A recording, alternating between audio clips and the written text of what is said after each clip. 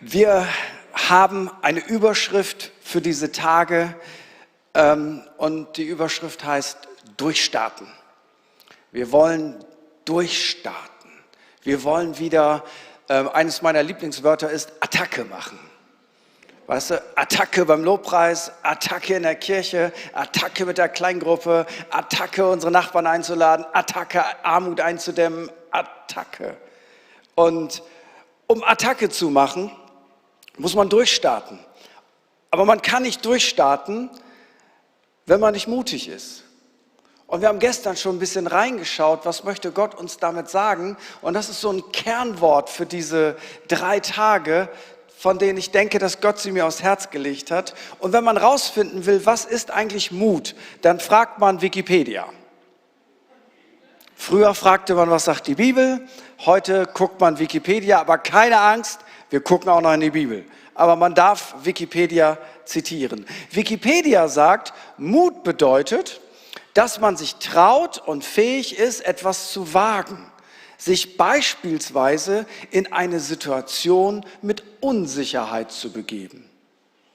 Also Mut bedeutet, du traust dich, etwas zu wagen, auch wenn der Ausgang unsicher ist. Ich möchte es mal so sagen, Mut ist ein Antriebsfaktor und Angst ist ein Bremsfaktor. Also wenn du das mal mit einem Auto vergleichst, weißt du, Angst drückt immer auf die Bremse.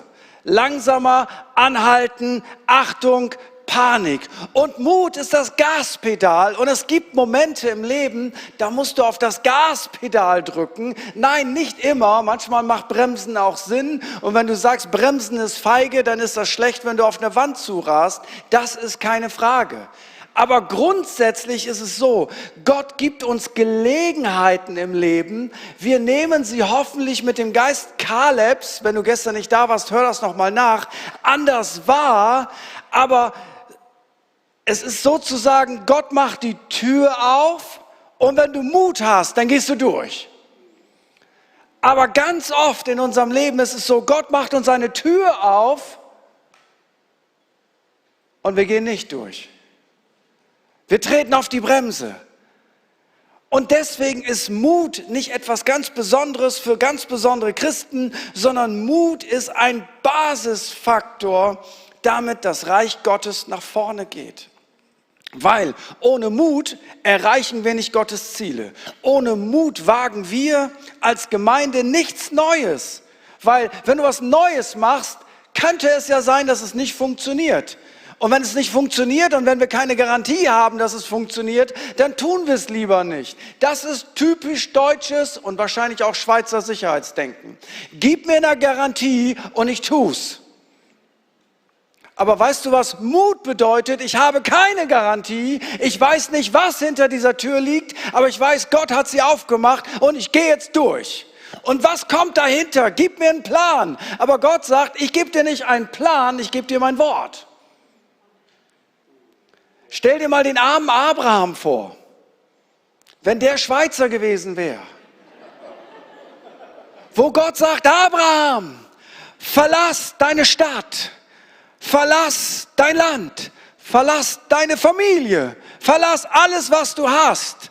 Und er sagt, ja Herr, das mache ich, wohin soll ich denn gehen? Und Gott sagt, in das Land, das ich dir zeigen werde. Aber geh schon mal los. Da hätte ich gesagt, nein. Ich gehe ja gerne, Herr, aber ich gehe erst, wenn du mir genau sagst, wohin. Und das ist das Entscheidende, warum wir Mut brauchen. Weil Gott wird sich niemals verändern.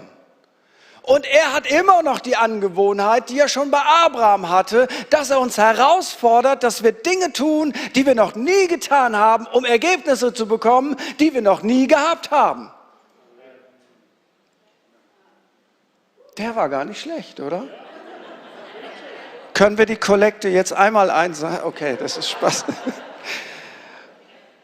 Weißt du, so oft sitzt der kleine Schlumpf in unserem Herzen und sagt, du nicht, alle anderen, aber du nicht.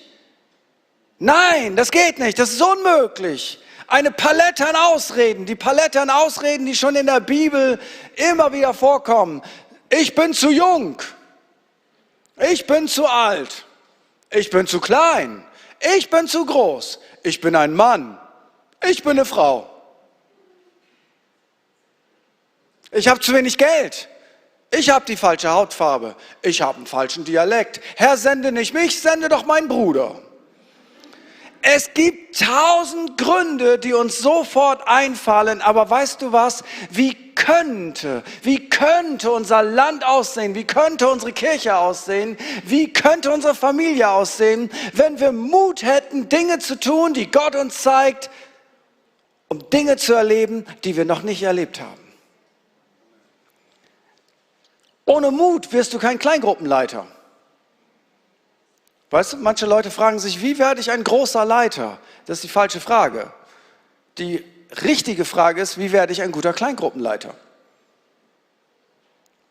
Aber was könnte ich denn anbieten als Kleingruppenleiter? Ja, ich könnte das anbieten. Und dann geht's los. Was ist, wenn keiner kommt in meine Kleingruppe? Was ist, wenn ich absagen muss? Was ist, wenn die ganzen komischen Leute alle in meine Kleingruppe kommen? Kann ich die auch ausladen?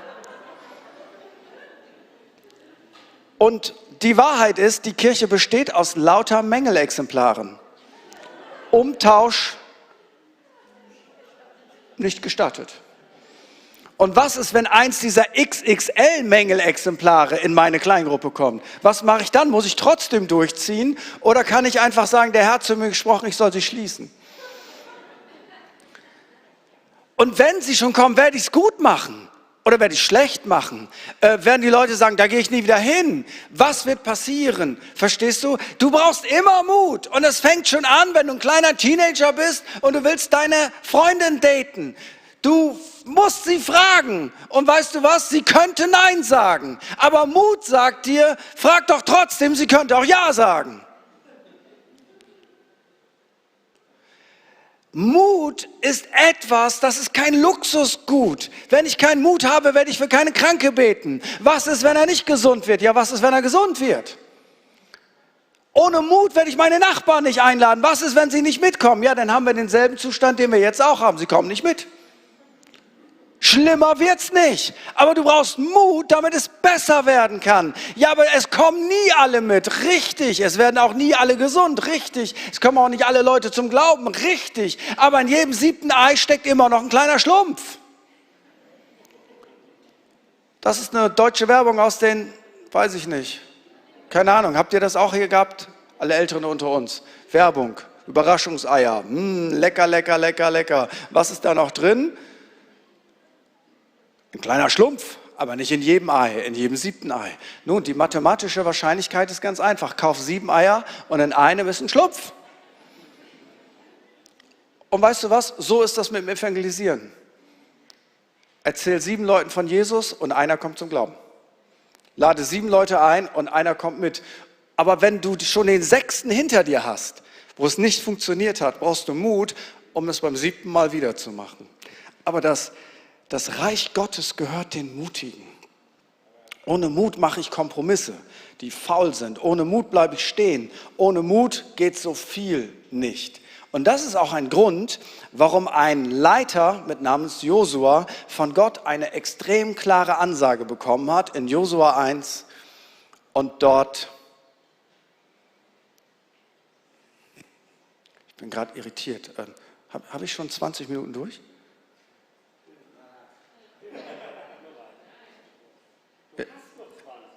Nee, ernsthaft. Wer auch immer an der Uhr ist, der Herr ist nicht mit dir. Josua 1, Vers 7. 10. 10 ist gut. 10. Bei Charismatikern sind es 12. Nur sei recht stark und mutig, dass du darauf achtest, nach dem ganzen Gesetz zu handeln, das mein Knecht Mose dir geboten hat. Ich überspringe die nächsten Verse, nicht weil ich nicht daran glaube, sondern aus Zeitgründen. Habe ich dir nicht geboten, Vers 9, sei stark und mutig, erschrick nicht und fürchte dich nicht, denn mit dir ist der Herr dein Gott, wo immer du gehst. Gott sagt ihm hier so klar, er ist der neue Leiter. Vor ihm war Mose. Mose war der ganz große Mann Gottes. XXL, 100 Bücher geschrieben, eine Megakirche, immer Zeichen und Wunder, alles Paletti. Das Meer, Bob, wird geöffnet. Zack, ganz einfach, nichts zu essen, Manna vom Himmel. Fleisch fehlt, Wachteln vom Himmel. Den Mann konntest du nicht toppen. Und jetzt ist Josua der neue Leiter des Volkes Gottes und Gott sagt ihm, Josua, ich habe eine klare Anweisung an dich. Sei stark und mutig. Ich habe dir geboten, das ist ein Befehl. Sei stark und mutig, erschreck dich nicht, fürchte dich nicht. Und dann sagen ihm seine Leiter in Vers 18 auch, hey, wer auch immer sich dir widersetzt, der soll mit seinem Leben bezahlen. Wir haben nur eine Bedingung. Sei stark und mutig. Weißt du was? Mut ist ein Leiterschaftskriterium. Wir brauchen nicht nur perfekte Leute, wir brauchen mutige Leute. Weil ohne Mut werden wir die Verheißung Gottes nicht umsetzen. Gott sagt ihm 3-mal, sei mutig, sei stark, sei mutig. Und ich möchte dir heute Abend etwas sagen. Dein größter Ermutiger ist Gott selber. Weißt du, dass Gott von seinem Wesen her ein Ermutiger ist? Er ist von seiner Natur ein Ermutiger. Und weil er ein Ermutiger ist, sagt er, sei stark und mutig. Gott ist sowas wie Eltern für kleine Kinder. Wenn du halbwegs gesunde Eltern siehst, dann siehst du Leute, die sind in der Regel nicht realistisch. Kennst du das noch? Du kommst zu Besuch zu einer Mama und die hat ihr erstes Kind, im Moment auch noch ihr letztes Kind. Und das Kind fängt an zu malen. Und dann setzt die Mama das Kind an den Tisch und da sind dann lauter schöne weiße Schmierzettel und ein Haufen Stifte und das Kind kriegt leuchtende Augen, nimmt die Stifte und ich habe das immer Krickelkrackel genannt. Und dann sagt die Mama, wow, das ist ja großartig, du wirst ein Picasso in weiblich. Das ist der Hammer. Und weißt du was, ich feiere dein Bild und ich klebe es an meinen Kühlschrank. Und dann kommst du rein, so als Unbedarfter, kein Kind habender. Kommst du rein und denkst, was ist das denn für ein peinliches Ding am Kühlschrank? Sag mal, war dein Mann besoffen letztens oder was? Bevor du es gesagt hast, sagt sie, mein Kind, das erste Bild, das ist der Hammer, das ist ja so herrlich. Ein Künstler steckt in ihm, in ihr steckt eine kreative, göttliche Frau. Und du denkst, ich sehe nichts. Ich sehe nur ein paar Striche. Ja, aber weißt du was? Die Mama hat recht. Weil ihre Aufgabe ist es, das Kind zu ermutigen, das Potenzial zu entfalten und laut davon zu schwärmen, weil das Kind, wenn man ihm sagt, was ist das denn für ein blöder Strich? Sag mal, bist du dumm oder was? Was wird passieren? Das Kind wird sich nicht mehr trauen zu malen. Es wird nicht mehr sich trauen, mutig zu sein, irgendwas zu malen. Aber jeder fängt ja mal klein an und die Aufgabe der Eltern ist es, sei ein Ermutiger deiner Kinder. Und weißt du was? Wenn wir, die wir böse sind, unseren Kindern gute Gaben mitgeben können, wie viel mehr der Vater im Himmel. Ich will dir etwas sagen, wenn du dauernd eine Stimme in dir hörst, die sagt, das schaffst du nicht, das wird sowieso nicht, ich kann das nicht, dann ist das nicht die Stimme des Heiligen Geistes, noch des Vaters im Himmel, noch deines Herrn Jesus Christus, sondern es ist die Stimme von diesem fiesen, kleinen, blösen Schlumpf. Und dem sollte man sagen, halt deine Klappe. Shut up. Gott möchte dich ermutigen. Und weißt du was? Mut ist eine Einstellung. Mut ist keine Frucht des Geistes. Früchte des Geistes, wisst ihr, erst Knospen und das wächst dann, das ist Liebe, Freude, Geduld. Das sind die Früchte, die Gott in uns hervorbringen möchte. Und die Früchte brauchen eine ganze Zeit, bis sie wachsen können. Da muss das Wort Gottes, der Heilige Geist, gewisse Erfahrungen, ein bisschen Geduld und dann gibt das schon eine richtig gute, kostbare Charaktersuppe. Aber weißt du was? Mut ist keine Frucht des Heiligen Geistes. Mut ist eine Einstellung. Mut ist eine Einstellung zum Leben. Mut ist etwas, das sagt, wenn Gott sagt, spring, dann sage ich wie hoch. Mut ist etwas, was den Unterschied machen kann zwischen ich erlebe Gott oder ich erlebe Gott nicht. Mut ist etwas, was wir unserem Volk neu beibringen müssen nach dieser großen Krise. Wir dürfen wieder mutig sein und das Leben feiern und genießen. Und das stellt nicht in Frage, dass es eine Zeit gab, wo wir das nicht tun konnten, weil das Sinn gemacht hat. Aber jetzt ist die Zeit, mutig zu sein. Und weißt du, wer der Erste ist, der das zeigen sollte? Der mit Gott unterwegs ist, der sollte seinen Nachbarn zeigen, ich bin nicht unvernünftig, ich bin nicht dumm, ich bin nicht komisch, aber ich bin mutig. Ich bin mutig. Und weißt du was? Was wir neben Gott noch brauchen, ist Freunde und Geschwister. Weißt du, was das Wort Ermutigung bedeutet? Ermutigung, laut Wikipedia, bedeutet Mut machen durch andere. Also wenn du jemanden ermutigst, dann bedeutet das, du machst jemand anderen Mut. Weil das ist auch ein Teil der Wahrheit. Niemand von uns ist immer mutig. Niemand von uns ist immer auf dem Höhepunkt seiner geistlichen Kraft. Wir alle sind bewegt durch Umstände, durch Schwierigkeiten, durch Probleme, durch Erfahrungen. Gell?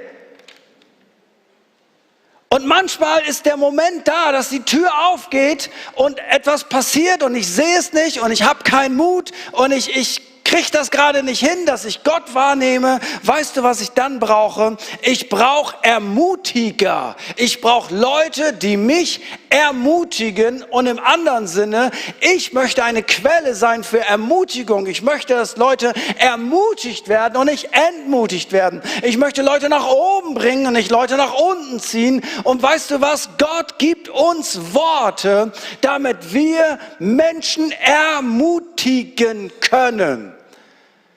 Deine Worte haben eine unglaubliche Kraft, einen Unterschied zu machen, ob jemand ermutigt ist oder entmutigt ist.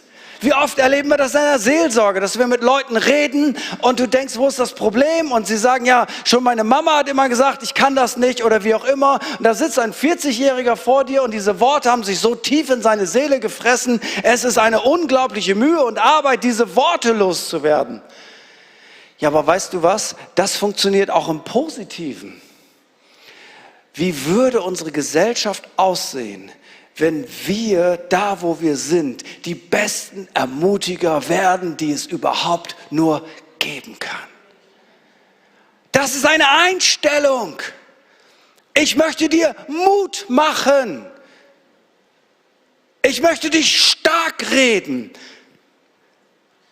Worte machen einen entscheidenden Unterschied. Vielleicht kennst du das manchmal von Sportereignissen. Ich bin ja Fußballfan. Mein Verein ist leider in die 2. Liga abgestiegen. Wahrscheinlich, weil wir das ganze Jahr ohne Zuschauer gespielt haben. Wir hatten keine Ermutigung. Gut, billige Ausrede, aber könnte ja sein. Könnte ja sein. Aber weißt du was, so oft hat man das festgestellt, 80 Minuten gespielt, alle sind müde, die Beine sind schwer, da geht nichts mehr. Du weißt, die warten nur noch darauf, dass sie unter die Dusche kommen. Und auf einmal steht das ganze Stadion auf und pusht die Leute. Und du siehst richtig, wie Energie durch die Leute fließt. Sie kriegen eine zweite Luft. Weißt du was? Wir als Kirche, wir sind das Stadion für unsere Mitmenschen. Wir feuern sie an, wir machen sie stark, wir ermutigen sie, wir pushen sie im positivsten Sinne. Ermutigung ist etwas, was Gott seinem Leib gegeben hat. Du kannst deine Kinder ermutigen, deinen Partner ermutigen, deine Freunde ermutigen, deine Kleingruppe ermutigen, deine Nachbarn ermutigen, den Kranken ermutigen, den Schwachen ermutigen, den Migranten ermutigen. Du bist eine Quelle der Ermutigung, wenn du Christus in dir rauslässt.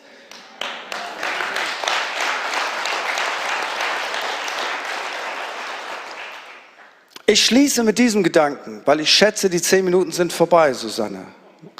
Sind vorbei. Weil wir haben keine Predigtveranstaltung, wir haben eine Gebetsveranstaltung. Ich mache euch gleich Mut zum Beten. Weißt du, was der Hauptkiller ist, warum wir manchmal nicht mutig sind? Das ist unsere Vergangenheit. Je älter wir werden, desto mehr negative Erfahrungen sammeln wir. Das ist eine einfache mathematische Rechnung. Das Leben ist nicht fair. Manchmal sagen uns Leute blöde Sätze. Manchmal sind die Umstände doof. Manchmal ist der Job doof. Manchmal läuft es gerade nicht. Das Leben ist kein Ponyhof. Manchmal höre ich Kollegen zu und denke, deine Predigt ist exakt richtig. Du hast nur das falsche Zeitalter beschrieben. Du hast gerade vom Himmel gesprochen. Aber wir sind noch auf dieser Erde. Und je länger du lebst auf dieser Erde, desto mehr entmutigende Erfahrungen machst du. Und dann erlaubst du deiner Vergangenheit, dass sie deine Zukunft diktiert. Und weißt du, was Ermutigung bedeutet? Dass Gott dir zusagt, erlaube deinen negativen Erfahrungen nicht, deine Zukunft zu bestimmen. Gott sagt dir heute Abend, das ist ganz simpel, sei mutig. Mut ist eine Einstellung. Sei mutig, sei mutig, sei mutig, sei mutig, sei mutig. Gott sagt dir, sei mutig. Gott sagt dir, sei stark und mutig. Gott sagt dir, sei mutig. Gibt es noch irgendjemand, der nicht verstanden hat, was diese Predigt für einen Inhalt hatte?